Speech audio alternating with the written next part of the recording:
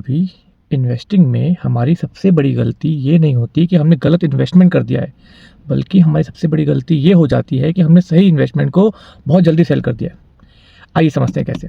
मान लीजिए आपने किसी शेयर में, किसी फंड में या कोई दूसरे इन्वेस्टमेंट, कोई प्लॉट में, कोई ज़मीन में 10 लाख रुपए लगाए हैं फॉर एग्जांपल, और थोड़े टाइम में वो 10 लाख रुपए या 1 साल में वो 10 लाख का 13 लाख हो जाता है, 30% प्रॉफिट हो जाता है। और आपको दिखता है कि 3 लाख रुपये प्रॉफिट बन गया है, इससे पहले ये गिर जाए मैं इसे बेच देता हूँ। पर समय बीत जाने के बाद आपको ये समझ आता है कि वो 10 लाख 5 गुना हो गया है और अब 50 लाख हो गया है, और फिर हम करते हैं रिग्रेट।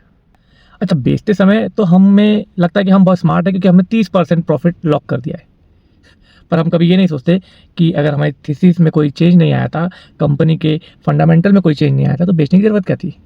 अगर वो कोई विनिंग हॉर्स था और उसे हम 5, 10, 15 साल तक कंपाउंड होने देते तो वो कितना बड़ा अमाउंट हो सकता था।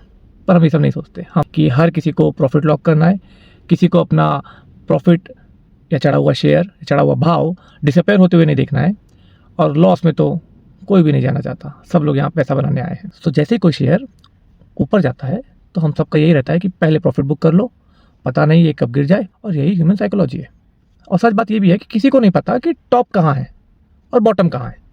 अच्छा, मैं ये नहीं कह रहा हूँ कि आप अपने इन्वेस्टमेंट को हमेशा के लिए रखिए, पर आपको ये समझना है, ये चेक करना है कि मेरे फंडामेंटल में थीसिस या कंपनी में कुछ चेंज आया है क्या। अगर नहीं आया है तो सिर्फ इसीलिए बेच देना क्योंकि शेयर का भाव ऊपर चढ़ गया है या आपका इन्वेस्टमेंट का भाव बढ़ गया है, वो एक बेवकूफ़ी है। मैंने अपनी इन्वेस्टमेंट जर्नी में ये सीखा है कि पेशेंस का मतलब ये नहीं है कि आप शांत बैठे रहिए और कुछ मत करिए। पेशेंस का मतलब ये होता है कि आप अपने अच्छे इन्वेस्टमेंट को 5, 10, 15 साल के लिए कंपाउंड होने दीजिए और उसे ग्रो होने दीजिए, और साथ में आप बीच बीच में आप चेक करते रहिए कि आपका इन्वेस्टमेंट में कुछ प्रॉब्लम तो नहीं आई है, कंपनी के फंडामेंटल कुछ बदलाव तो नहीं आया है।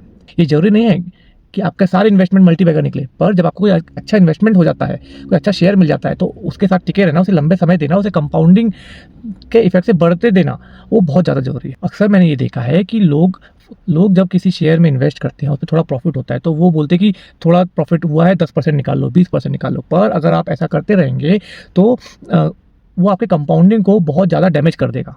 आप इसे एग्जांपल में समझिए, सपोज आपने 1 लाख रुपए लगाया है, उस पर आपको 10% का प्रॉफिट हो गया इसी महीने, 1,10,000 रुपये हो गए। अब आप सोचते हो कि यार एक काम करता हूँ, 10,000 रुपये निकाल लेता हूँ, ठीक है, तो बचा हुआ 1 लाख रुपये। फिर आपको कुछ और 10,000 का प्रॉफिट हो गया, फिर आपने सोचा चलो यार 10,000 और निकाल लेता हूँ, फिर से बचे 1 लाख रुपये। अब मार्केट किसी कारण से 20% नीचे गिर दिया, तो आपका 1 लाख वापस से 80,000 रुपये हो गया, और आपने लगाए कितने थे, 1,80,000 का, निकाले कितना, 20,000।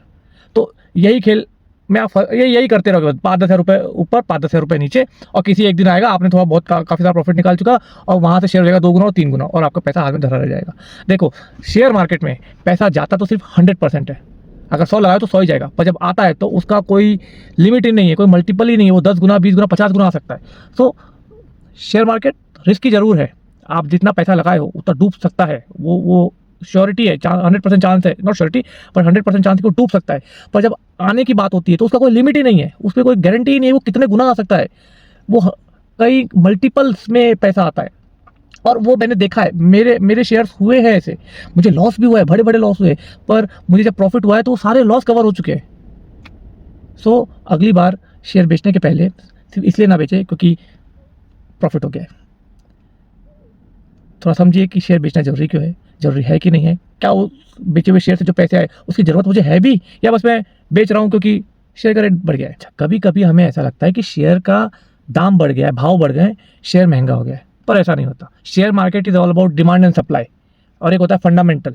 डिमांड एंड सप्लाई में क्या होता है, अब कोई चीज़ 10 क्वान्टिटी प्रेजेंट है मार्केट में, लेने वाले 20 लोग हैं, तो वहाँ पर भाव बढ़ जाएंगे, क्योंकि लोग बोले कि ये 10 रुपये में एक बेच रहे हो, मैं 11 रुपये मिलने तैयार हूँ, कोई बोले मेरे को 12 रुपये में दे दो। बस शेयर के रेट ऐसे ही बढ़ते हैं, डिमांड एंड सप्लाई खेल में कभी कभी ऐसे ही बढ़ जाते हैं रेट। और कभी कभी शेयर ने कंपनी ने अच्छा प्रॉफिट बनाई है, अच्छा रिवेन्यू जनरेट करी है, बिजनेस अच्छा हुआ है, और इसलिए रेट बढ़ते हैं। तो शेयर महंगा नहीं हुआ क्योंकि कंपनी ने अच्छा करी इसलिए रेट बढ़ गए। कभी कभी शेयर ऐसे ही महंगा है, तो सिर्फ शेयर के रेट बढ़े डजंट मीन कि शेयर महंगा हो गया और आप बेच दो, वापस से जब सस्ता होगा तो आप फिर से खरीद लोगे। ये खरीदना बेचने का खेल लॉन्ग टर्म में अच्छा नहीं होता। कभी कभी वेल्थ सिर्फ इसलिए नहीं बनती क्योंकि आपने इन्वेस्टमेंट किया है, वेल्थ इसलिए बनती है क्योंकि आप लंबे समय तक टिके हुए थे इन्वेस्टमेंट के साथ और वो ग्रो हो गया।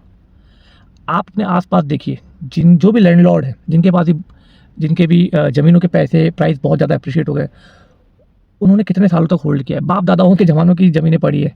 बिजनेसेस भी वैसे ही लोगों के चले आ रहे हैं और उसी में वो पैसे हो गए। रोज़ बिजनेस कोई नहीं बदलता, कोई रोज़ ज़मीन की ट्रेडिंग नहीं करता। शेयर मार्केट भी ऐसे ही है। अगर आप देखोगे जो लॉन्ग टर्म इन्वेस्टर्स हैं जितने भी, उनकी वेल्थ आप चेक करिए, और जो ट्रेडिंग करते हैं उनकी वेल्थ चेक करिए।